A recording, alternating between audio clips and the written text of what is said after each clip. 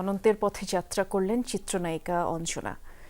শেষবারের মতো তার নিথর দেহ নেওয়া হয় চিরচেনা কর্মস্থল এফডিসিতে। সেখানে পরিচিতজনরা শেষ বিদায় জানান তাকে। শনিবার সকাল 11টার দিকে জানাজা অনুষ্ঠিত হয় এবং বিষাদের সুরে শেষ বিদায় জানানো হয় কিংবদন্তি এই অভিনেত্রীকে। বেসরকারি একটি টেলিভিশন প্রাঙ্গণে দ্বিতীয় জানাজা শেষে বনানী কবরস্থানে দাফন করা হয় অঞ্জনা রহমানকে। বিএফডিসিতে অঞ্জনা রহমান এসেছেন আগেও, তবে এ আগমন শোকের বেদনার। যে প্রাঙ্গণের অবাধ বিচরণে তিনি হয়ে ওঠেন রিয়েল লাইফের জনপ্রিয় এক মুখ, রিয়েল লাইফে আজ সেখানেই তিনি পড়ে নিথর নিস্তব্ধ। শোকের মাতম সহকর্মী থেকে শুরু করে সবার কণ্ঠে। আমার বোনটি চলে গেল আমাদেরকে ছেড়ে, আর তো হয়তো দেখতে পাবো না। তার মধ্যে যে গুণগুলো ছিল অন্যদের মধ্যে নেই। একের পর এক কিংবদন্তি চলে যাচ্ছেন, আমাদের ইন্ডাস্ট্রি কিন্তু গার্জিয়ান শূন্য হয়ে যাচ্ছে। 4 যুগের ক্যারিয়ারে অগণিত জনপ্রিয় সিনেমা উপহার দিয়েছেন তিনি।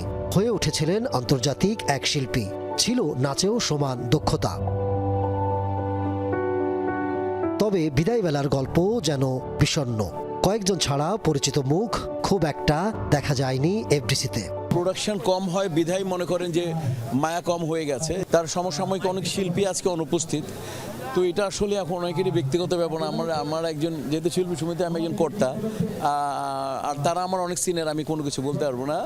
তবে অঞ্জনা রহমানের মৃত্যু নিয়ে প্রশ্ন তোলেন কেউ কেউ। অভিযোগের তীর পালিত ছেলে মনির দিকে। সন্দেহ করেছিলাম যে সম্পর্কে আসলে কিছুই না। আমার মনে হয় যে এটা একটা উদ্ঘাটন উচিত বা মামলা করা উচিত। এফডিসি প্রাঙ্গণে জানাজা শেষে মরদেহ নেওয়া হয় বেসরকারি একটি টেলিভিশনে। সেখানে শ্রদ্ধা জানিয়ে বনানী কবরস্থানে দাফন করা হয় অঞ্জনা রহমানকে। পিছনে পড়ে রয় ঢাকা শহর এসে আশা ফুরানোর কথা কিংবা শরৎবাবুর পরিণীতা। তবে তিনি চেয়েছিলেন যেমন আছেন তেমন থাকতে। মৃত্যু নামক অমোঘ সত্যে মিথ্যে হলো সব।